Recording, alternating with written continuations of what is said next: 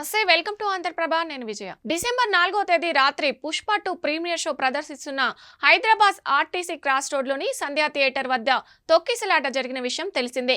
ఈ ఘటనలో రేవతి అనే మహిళ మృతి చెందగా ఆమె కుమారుడు శ్రీతేజ్ తీవ్రంగా గాయపడి ఆసుపత్రిలో చికిత్స పొందుతున్నాడు. కాగా అల్లు అర్జున్ ఇంతవరకు ఆ బాలుని పరామర్శించలేదంటూ విమర్శలు వస్తున్నాయి. దీనిపై అల్లు అర్జున్ సోషల్ మీడియా వేదికగా స్పందించారు.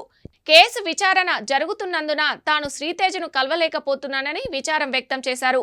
బాలుడు శ్రీతేజ్ పరిస్థితి పట్ల తాను ఎంతో బాధపడుతున్నానని, దురదృష్టకర ఘటనలో గాయపడిన ఆ చిన్నారి ఇప్పటికీ ఆసుపత్రిలోనే ఉండడం తనను వేదనకు గురి చేస్తుందని పేర్కొన్నారు.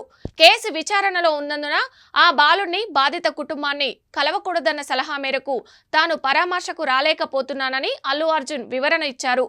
బాధిత కుటుంబం క్షేమంగా ఉండాలని తాను ప్రార్థిస్తున్నానని తెలిపారు. బాలుడు శ్రీతేజ్ వేగంగా కోరుకోవాలని కోరుకుంటున్నానని, వీలైనంత త్వరలో బాలుడి కుటుంబాన్ని కలవాలనుకుంటున్నానని పేర్కొన్నారు.